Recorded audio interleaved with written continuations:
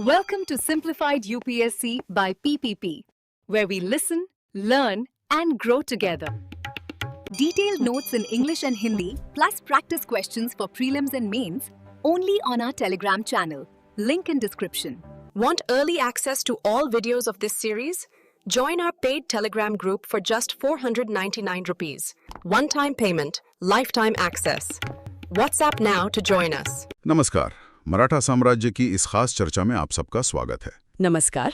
आज हम मराठा शक्ति के उदय, छत्रपति शिवाजी महाराज के प्रशासन और फिर पेशवा युग की बात करेंगे। और ये सब हम यूपीएससी परीक्षा को ध्यान में रखकर कर रहे हैं। जी हाँ, हमारा आधार है तमिलनाडु बोर्ड की कक्षा 11 की इतिहास की किताब का अध्याय 22 मराठा। कोशिश यही रहेगी कि इससे वो सारे जरूरी तथ्य और विश्लेषण निकालें जो यूपीएससी की तैयारी में मददगार हों। बिल्कुल। और ये सोचना ही कितना दिलचस्प है कि कैसे एक क्षेत्रीय शक्ति ने इतने बड़े मुगल साम्राज्य को चुनौती दी। सही बात है, और न सिर्फ चुनौती दी बल्कि भारत के इतिहास पर एक गहरा असर डाला। तो चलिए शुरू करते हैं मराठों के उदय की कहानी से। इसके पीछे क्या खास वजहें थीं? देखिए, कई बातें थीं। सबसे पहले तो भूगोल को देखिए। महाराष्ट्र का जो पहाड़ी इलाका है, घाटियां हैं, घने जंगल, इसने वहां के लोगों को, मतलब मराठों को, काफी जुझारू बनाया। हाँ, और किलों के लिए भी ये जगह बहुत अच्छी थी, बनाने और उनकी रक्षा करने के लिहाज से। बिल्कुल, किलों का बहुत महत्व था उनकी रणनीति में, और इसी भूगोल ने उनकी गुरिल्ला युद्ध नीति, जिसे गनीमी कावा कहते हैं, उसमें भी मदद की। अच्छा, ये तो हुई भूगोल की बात, लेकिन सामाजिक और धार्मिक माहौल का भी तो असर रहा होगा। बहुत ज्यादा। महाराष्ट्र में उस समय भक्ति आंदोलन का जोर था। तुकाराम, रामदास, एकनाथ, वामन पंडित जैसे संत थे। उन्होंने मराठी भाषा में समझाया, लिखा, गाया, जाति पाति को नकारा, ईश्वर एक है ये बातें कहीं। इससे क्या हुआ कि मराठा समाज में एक भावनात्मक एकता आई, एक साझा पहचान बनी। और यही जमीन शिवाजी महाराज के लिए तैयार हुई, कह सकते हैं। हाँ, कह सकते हैं। और राजनीतिक माहौल भी बदल रहा था।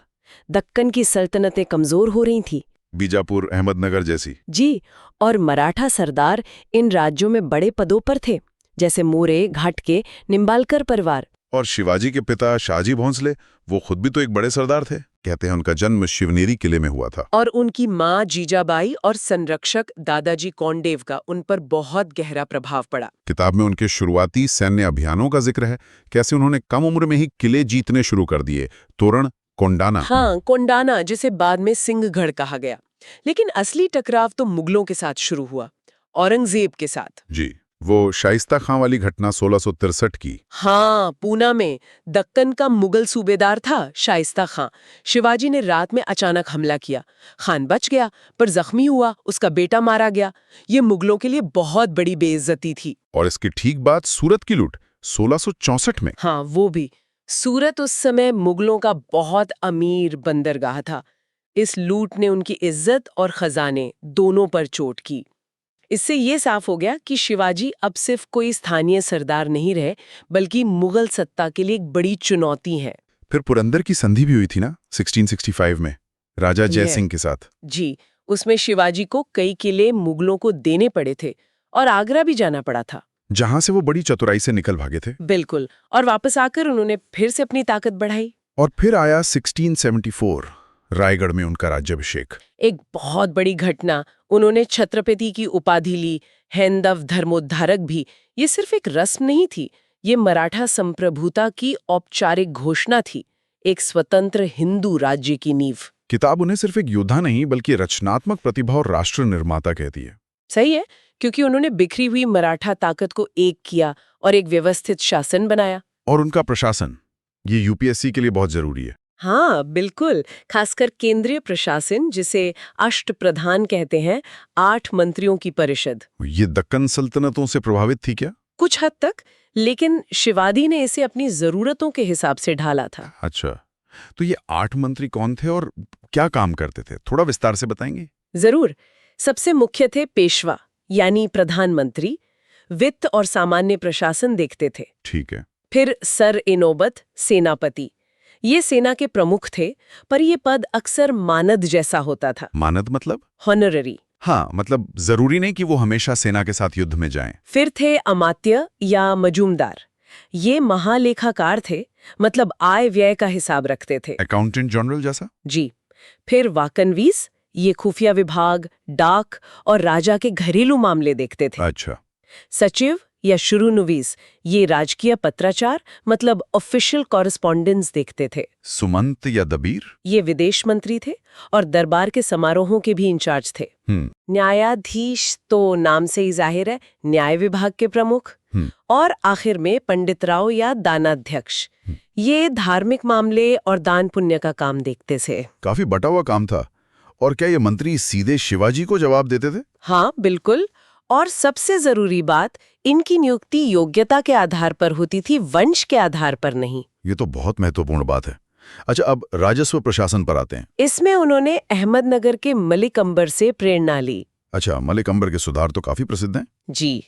शिवाजी ने जमीन की पैमाइश के लिए काठी नाम की एक मानक छड़ी का इस्तेमाल शुरू करवाया, जमीन को उसकी उपज के हिसाब से बांटा और जो पुराने वंशानुगत अधिकारी थे, देशमुख, कुलकर्णी, उनकी ताकत कम करने की कोशिश की। क्यों? क्योंकि वो अक्सर किसानों का शोषण करते थे। उनकी जगह कारकुन नाम के नए अधिकारी नियुक्त किए। मकसद था एक नियमित और ज्यादा न्यायसंगत व्यवस्था बनाना। और वो दो मशहूर कर, चौथ और सरदेशमुखी, इनमें अक्सर लोग कंफ्यूज हो जाते हैं। हाँ, ये समझना बहुत जरूरी है। ये मराठा राजस्व और उनके विस्तार दोनों के लिए अहम थे।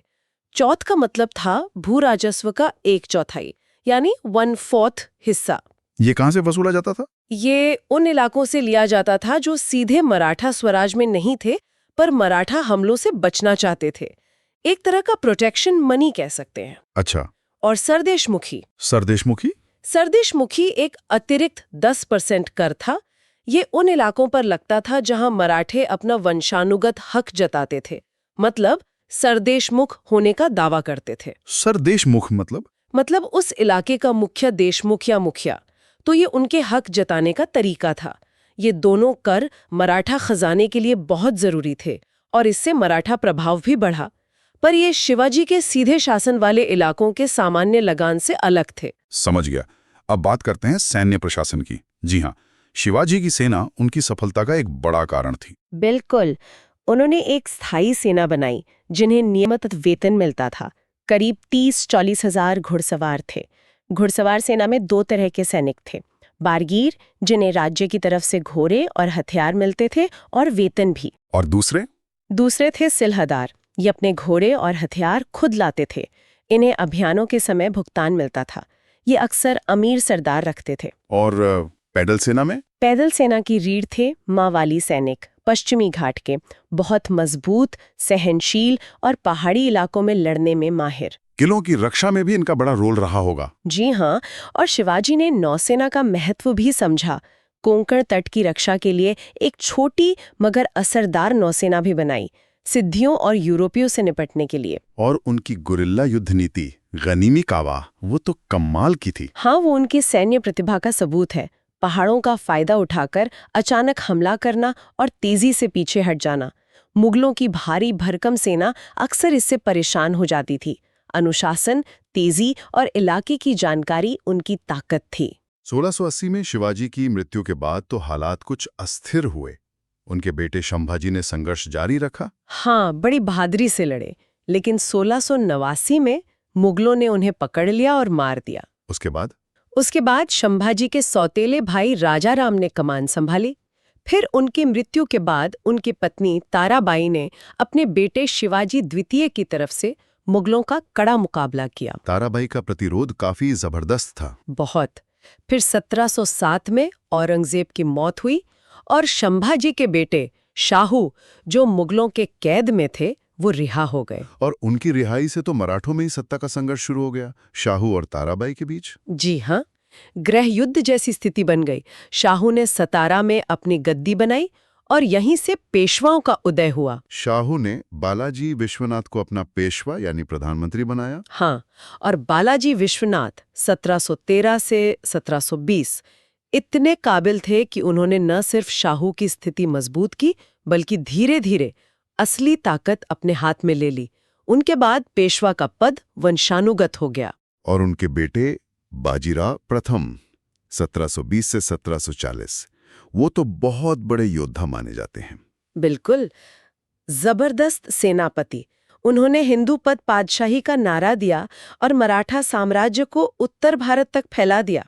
शिवाजी के बाद गुरिल्ला युद्ध के सबसे बड़े जानकार माने जाते हैं। फिर उनके बेटे आए बालाजी बाजीराव 1740 से 1761, जिन्हें नाना साहब भी कहते हैं। उनके समय में मराठा ताकत अपने चरम पर थी, लेकिन उनके राज का अंत एक बहुत बड़ी हार के साथ हुआ। आप पानीपत की तीसरी लड़ाई 1761 की बात कर रही हैं। जी हाँ, भारतीय इतिहास की निर्णायक लड़ाइयों में से एक। अफगान हमलावर अहमद शाह अब्दाली और मराठों के बीच। मराठा सेना को लीड कर रहे थे पेशवा के चचेरे भाई सदाशिव राव भाऊ और पेशवा के जवान बेटे विश्वास राव। और नतीजा बहुत भयानक रहा मराठों के लिए। हाँ, बहुत ही विनाशकारी। मराठों की जबरदस्त हार हुई। सदाशिवराव भाऊ, विश्वासराव और बहुत सारे बड़े मराठा सरदार मारे गए। इस हार ने मराठों के उत्तर भारत में विस्तार पर रोक लगा दी। उनकी सैनिक इज्जत को भी धक्का लगा। हालांकि मराठा शक्ति पूरी तरह खत्म नहीं हुई। नहीं, खत्म नहीं हुई, लेकिन कमजोर जरूर हुई। और उनके पतन की शुरुआत यहीं से मानी जा सकती है। बालाजी बाजीराव ये सदमा बर्दाश्त नहीं कर पाए और कुछ ही महीनों में उनकी भी मौत हो गई। ये लड़ाई, इसके कारण और परिणाम यूपीएससी में अक्सर पूछे जाते हैं। हाँ, विश्लेषण के लिए ये बहुत महत्वपूर्ण है। तो ये थी तमिलनाडु बोर्ड की किताब पर आधारित मराठा इतिहास की एक झलक। अब अगर हम यूपीएससी प्रीलिम्स के नजरिए से देखें तो कौन से खास नाम या शब्द याद रखने चाहिए? कुछ जरूरी चीजें हैं। शासक और व्यक्तित्व। शिवाजी, जन्म शिवनेरी, राज्याभिषेक रायगढ़, शाहजी भोसले, जीजाबाई, दादाजी कोंडेव, शंभाजी, राजाराम, ताराबाई, शाहू, बालाजी विश्वनाथ, बाजीराव प्रथम, बालाजी बाजीराव, सदाशिवराव भाऊ, अहमद शाह अब्दाली। प्रशासन से जुड़े शब्द, अष्टप्रधान और उनके 8 मंत्रियों के नाम, पेशवा, अमात्य आदि, चौथ, सरदेशमुखी, काठी, कारकुन। ठीक। सेना से जुड़े बारगीर, सिलहदार, मावली, गनीमी कावा, गुरिल्ला युद्ध, नौसेना। और स्थान, युद्ध, संधि, शिवनेरी, रायगढ़, पुरंदर की संधि 1665, सूरत की लूट 1664, 1670, पानीपत का तीसरा युद्ध 1761। भक्ति आंदोलन के संत और मलिक अंबर का भी जिक्र था। हाँ, तुकाराम, रामदास, एकनाथ जैसे संत और मलिक अंबर के राजस्व सुधार भी याद रखने चाहिए। और मेंस के लिए किन बातों पर ज्यादा ध्यान देना होगा विश्लेषण के लिहाज से? मेंस के लिए थोड़ा गहराई में जाना होगा, जैसे मराठों का उदय और मुगल साम्राज्य का पतन, इनको जोड़कर देखना। क्षेत्रीय शक्तियों का उदय कैसे होता है, उसके क्या कारण होते हैं। अच्छा। शिवाजी का प्रशासन, उनकी राजस्व व्यवस्था, सैन्य संगठन, अष्टप्रधान, ये कितना प्रभावी था। आज के प्रशासन के लिए इससे क्या सबक मिल सकते हैं। और चौथ, सरदेशमुखी का विश्लेषण। हाँ, कि ये सिर्फ लूट थी या राज्य बनाने का तरीका, उनका राजनीतिक और आर्थिक असर क्या था। सैन्य रणनीति भी। जी, गुरिल्ला युद्ध कितना कारगर था, उसकी क्या सीमाएं थीं, मराठा सेना की ताकत और कमजोरियां क्या थीं, और पानीपत की लड़ाई का असर तुरंत क्या हुआ और लंबे समय में क्या परिणाम निकले, उसने भारत की राजनीति को कैसे बदला। बहुत बढ़िया। तो हमने आज मराठों के उदय के कारणों, शिवाजी महाराज के शासन और प्रशासन, उनकी सैन्य रणनीतियों और फिर पेशवा युग के विस्तार और पानीपत की लड़ाई तक की चर्चा की। हाँ, और आखिर में एक सवाल सोचने के लिए छोड़ जाते हैं। शिवाजी ने जो नींव रखी थी वो कितनी मजबूत थी। मराठा साम्राज्य का बाद में जो पतन हुआ उसमें अंदरूनी कमजोरियों का ज्यादा हाथ था, जैसे उत्तराधिकार के झगड़े या सरदारों का स्वतंत्र होना, या बाहरी चुनौतियां ज्यादा बड़ी थीं, जैसे अब्दाली या बाद में अंग्रेज। सोचने वाली बात है। बिल्कुल। इस इतिहास से आज के नेतृत्व और राष्ट्र निर्माण के बारे में क्या सीखा जा सकता है। इस चर्चा में शामिल होने के लिए धन्यवाद। उम्मीद है मराठा इतिहास की ये पड़ताल आप सबके लिए उपयोगी रही होगी। धन्यवाद। अगली बार फिर मिलेंगे एक और विषय पर गहन चर्चा के साथ। नमस्कार। Thanks for watching. Follow us on Telegram and Instagram. Don't forget to like, share, and subscribe.